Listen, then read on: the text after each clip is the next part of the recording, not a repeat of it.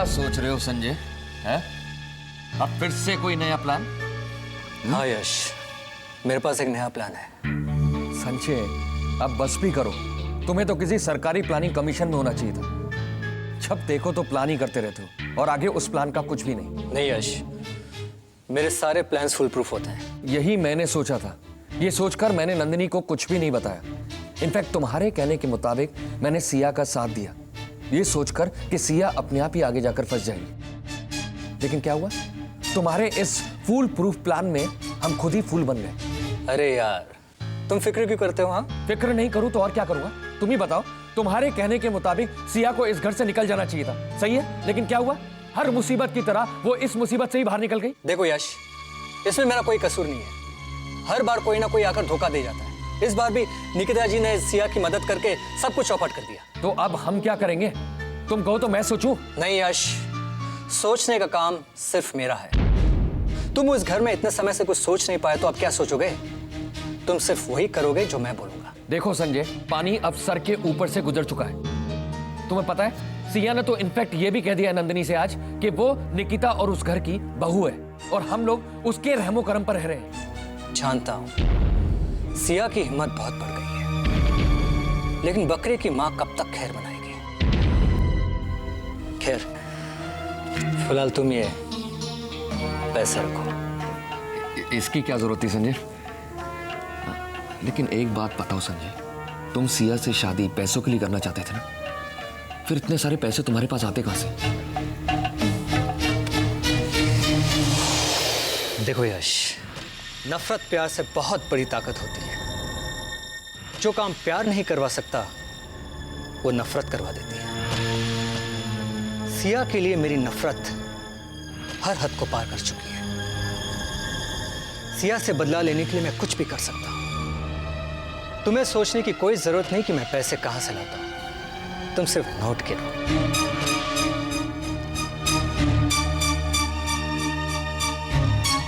बस ऐसी चाल चलनी पड़ेगी कि ना रहेगा बांस और ना बजेगी बांसुरी। आज की तारीख में निकिता सिया के साथ है राम के कारण, और राम निकिता जी की कमजोरी है। अब ऐसा कुछ करना पड़ेगा कि राम अपने आप इस सीता को वनवास भेज दे। सिया को राम की नजरों में गिराना ही पड़ेगा। जय सिया राम।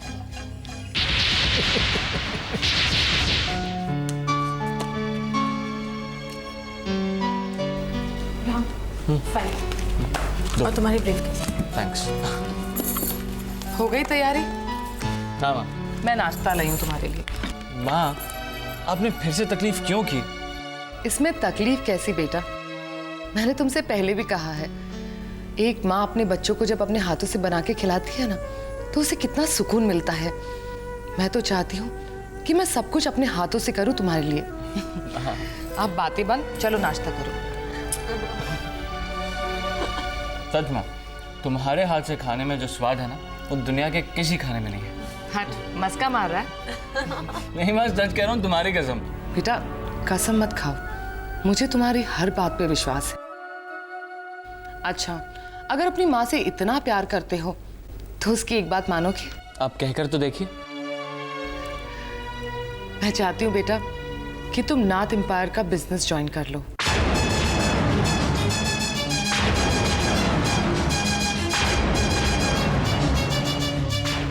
माँ, लेकिन मैं ऐसे कैसे कर सकता हूँ? क्यों नहीं कर सकते? क्या तुम इस घर के बेटे नहीं हो? माँ, बात वो नहीं है। मैं नहीं चाहता कि आतिश भैया और सनी भैया मुझे मिसअंडरस्टैंड करें, मुझे गलत समझे।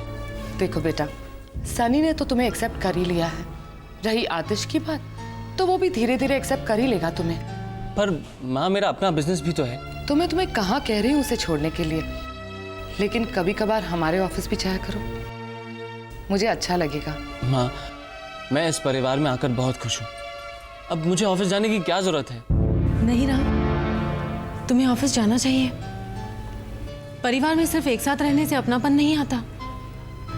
अपनापन आता है एक दूसरे का सुख दुख बांटने से, एक दूसरे के काम में हाथ बटाने से।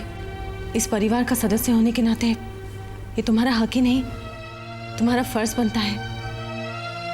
और राम, एक माँ कभी कभी ये नहीं चाहेगी कि उसका बेटा अपने फर्ज से मुकर रहा हो। बिल्कुल ठीक कहा तुमने सिया। देखा राम, तुम तो मेरे बेटे हो, लेकिन सिया मेरी बहू होने के बावजूद मुझे तुमसे ज्यादा समझती है। अरे ये क्या हो रहा है? सास बहू को एक साथ अटैक? अगर आप लोगों ने एक दूसरे को ज्यादा समझ लिया तो मैं तो आउट हो जाऊंगा। इसलिए भलाई इसी में है कि मैं वही करूं जो आप लोग चाहती हैं। धन्य हो माताओं। आयुष्मान भव।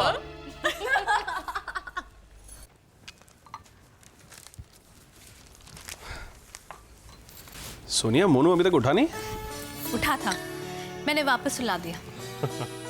मेरे पास तो सोता ही नहीं है वो, और तुम्हारे पास आकर फट से सो जाता है। तुम तो चाय लो। नहीं, मेरा मन नहीं है।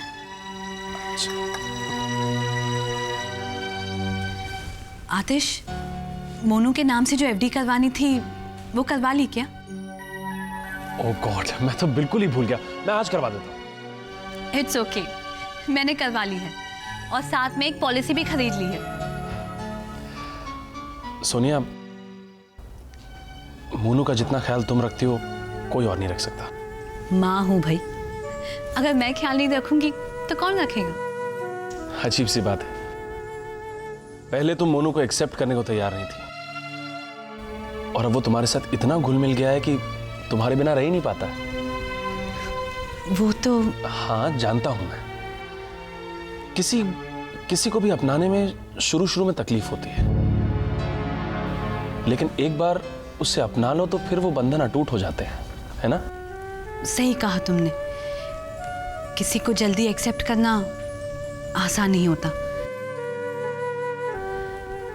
तभी तो तुम भी अपनाने को तैयार नहीं। किसकी बात कर रही हो तुम? राम की। उन लोगों के घर आने पर भी तुमने उनका स्वागत नहीं किया। देखो सोनिया, उससे मेरा कोई मतलब नहीं। भाई है वो तुम्हारा आतिश। देखो सोनिया, मैं आतिश भैया, काफी समय से मैं आपसे बात करना चाहती थी, लेकिन आप बिजी थे। हाँ, थोड़ा बिजी था। बताओ क्या बात है? भैया, राम के यहाँ आने से आप खुश नहीं है ना? सिया वो निकिता का बेटा है, और जिस भी इंसान का उसके साथ संबंध है उसका मुझसे कोई रिश्ता नहीं। भैया, लेकिन अब वो पहले जैसी नहीं रही है। क्या बात कर रही हो तुम? सांप अगर लेटा हो इसका मतलब ये नहीं है कि वो सो रहा है। किसी को कभी भी डस सकता है वो। नहीं भैया, बिलीव मी, मेरा विश्वास कीजिए, राम के यहाँ आने के बाद निकिता जी बिल्कुल बदल गई है। कैसी बातें कर रही हो तुम सिया? सिया, तुम और मैं निकिता के बारे में सब कुछ जानते हैं, और सब कुछ जानने के बाद तुम उनकी वकालत कर रही हो। उस औरत की वकालत कर रही हो जिसने तुम्हारी जिंदगी बर्बाद करने में कोई कसर नहीं छोड़ी। भैया, मैं जानती हूँ, मैं सब कुछ जानती हूँ, लेकिन भैया अगर निकिता जी नहीं बदली होती तो वो राम को कभी एक्सेप्ट ही नहीं करती। चलो उन्होंने राम को एक्सेप्ट कर भी लिया होता तो वो मुझे बहू कभी नहीं मानती। भैया बिलीव मी, निकिता जी सचमुच बदल गई है। सिया, पूनम की रात में चांद की फैली रोशनी से यह भ्रम नहीं पालना चाहिए कि दिन हो गया है। चांद चाहे कितना भी चमक ले, वो रात को दिन में नहीं बदल सकता।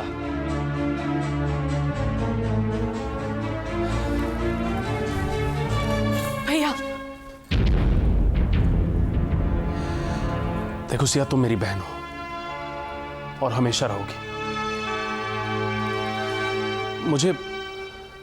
तुम मुझे नए रिश्ते अपनाने को मत कहो, ये मुझसे नहीं होगा।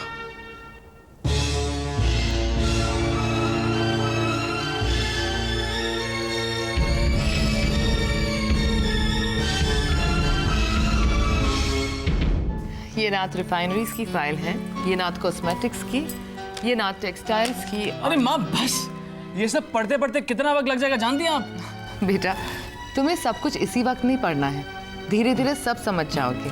अरे आतिश भैया, भैया, जब से इस घर में आया हूं आपसे मिला ही नहीं हूं। आज मौका मिला। मैं ये बता नहीं सकता कि मैं कितना खुश हूं ये जानकर कि मेरा भी कोई बड़ा भाई है। वो एक्चुअली बेटा आतिश काम में बहुत बिजी रहता है, इसलिए तुमसे मिलने का वक्त नहीं मिलता उससे। बस करो, कितना झूठ बोलोगी तुम?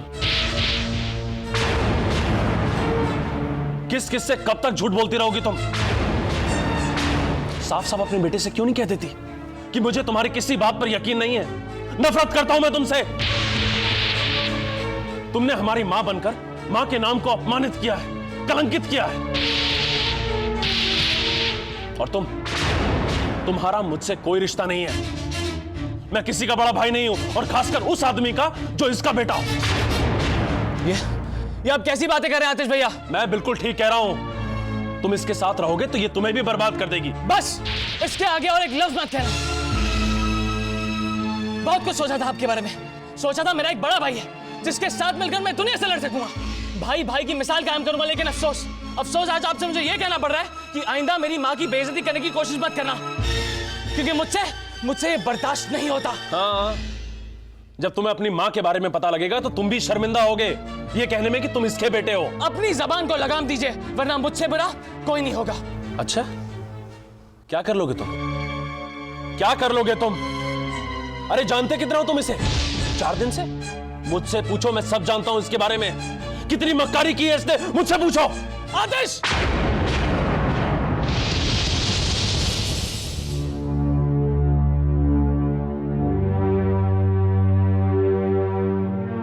क्या आतिश भैया कभी इस रिश्ते को नहीं अपनाएंगे?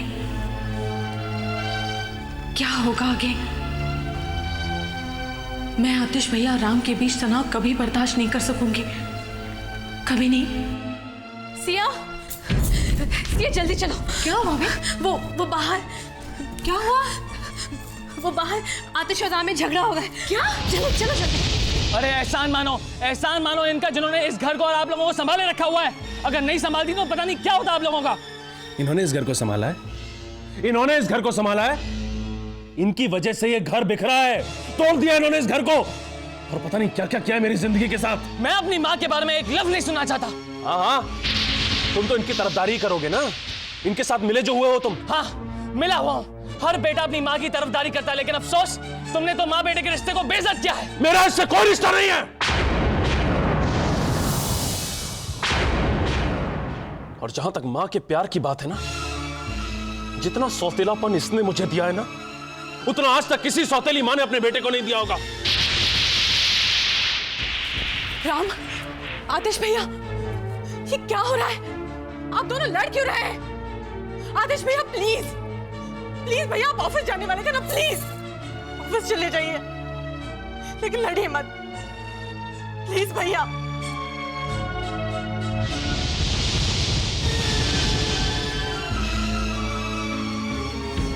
राम, राम तुम्हें हो क्या गया है? What is wrong with you? उसने मेरी माँ के बारे में उल्टा सीधा कहा।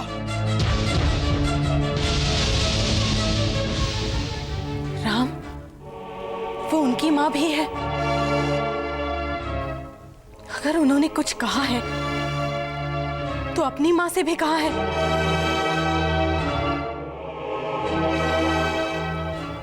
राम, राम अगर आतिश भैया किसी बात से नाराज है, कुछ कह भी देते हैं, तो आपको इतनी बात बढ़ाने की क्या जरूरत थी? मेरी माँ के बारे में कोई उल्टा सीधा कहे, यह मैं बर्दाश्त नहीं कर सकता। अरे माँ क्या होती है ये मुझसे पूछो। बचपन से लेके आज तक उनका चेहरा देखने के लिए तरसा हूं मैं, और ये कोई नहीं समझ सकता, कोई नहीं।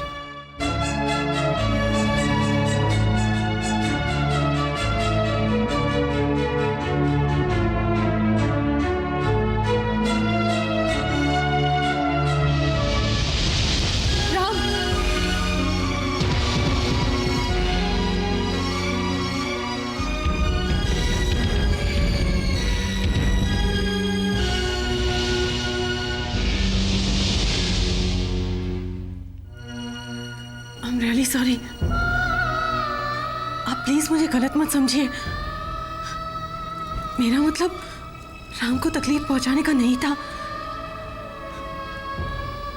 आप ही ने मुझे जिम्मेदारी दी थी ना इस घर को जोड़े रखने की। बिलीव मी, मैं वही करने की कोशिश कर रही थी। मैं जानती हूँ बेटा, मैं जानती हूँ। तुम चिंता मत करो, सब ठीक हो जाएगा। सिया,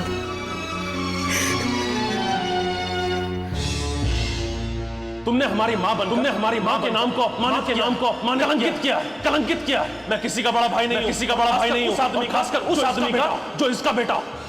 जब तुम्हें अपनी माँ के बारे में भी शर्मिंदा होगे कि तुम इसके बेटे हो। मुझसे पूछो, मैं सब जानता हूँ इसके बारे में। कितनी मक्कारी की है, मुझसे पूछो। उनकी वजह से ये घर बिखरा है। तोड़ दिया इन्होंने इस घर को।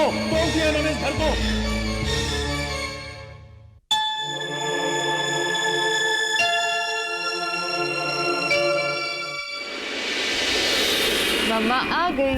ये देखो। अरे क्या हुआ? मम्मा से नाराज हो? देखो कितने सारे टॉयज लाई है। ये देखो, ये वाला जानते हो राहुल? ये वाला है ना? अरे ये तो देखो तो सही। क्या हुआ? बहुत गुस्सा हो? नहीं, हम नहीं बताएंगे। अगर नहीं बताओगे तो मम्मा को पता कैसे चलेगा कि हमारा बेटा नाराज क्यों है? और फिर हम आपका गुस्सा कैसे दूर करेंगे? आपने मुझे यहाँ मामा मामी के पास छोड़ दिया और कहा था हर संडे मिलने आएंगे। तो मैं आती तो हूँ ना बेटा? हाँ, मगर आज लेट क्यों आई हो? ओह, तो इसलिए नाराज हो आप? क्या करूँ बेटा, मामा के पास बहुत काम है, बहुत बिजी रहती है मामा, इसलिए कभी कभी आने में देर हो जाती है। नहीं, हम आपसे बात नहीं करेंगे अगर देर होगी तो। देखो बेटा, पता है आप बहुत लकी हो क्योंकि आपके पास एक माँ है जो आपसे मिलने आती है। जानते हो, बहुत से ऐसे बच्चे हैं जिनके पास मम्मा नहीं है। जरा सोचो, अगर कभी आपकी मम्मा को कुछ हो गया तो? ऐसा मत बोलो माँ, तुम मुझे संडे संडे मिलने आना। अगर देर हो जाए तो कोई बात नहीं, लेकिन आना जरूर। मुझे छोड़कर कभी दूर मत जाना माँ, कभी दूर मत जाना।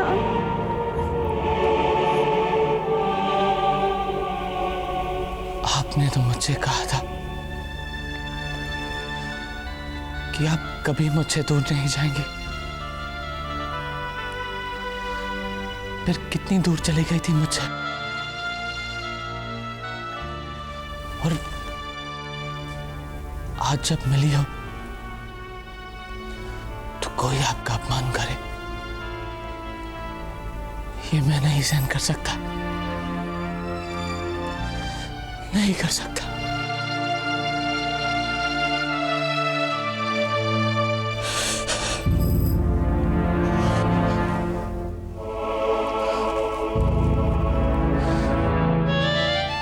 इतना प्यार करते हो अपनी मम्मा से? राम,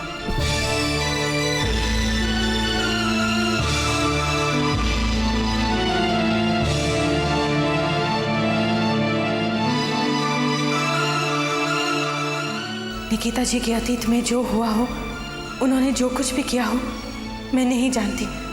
बस ये जानती हूँ कि वो अब बिल्कुल सच्ची है। अब सब कुछ ठीक हो जाएगा, सब कुछ ठीक हो जाएगा। विश अंकल का सपना जरूर पूरा होगा।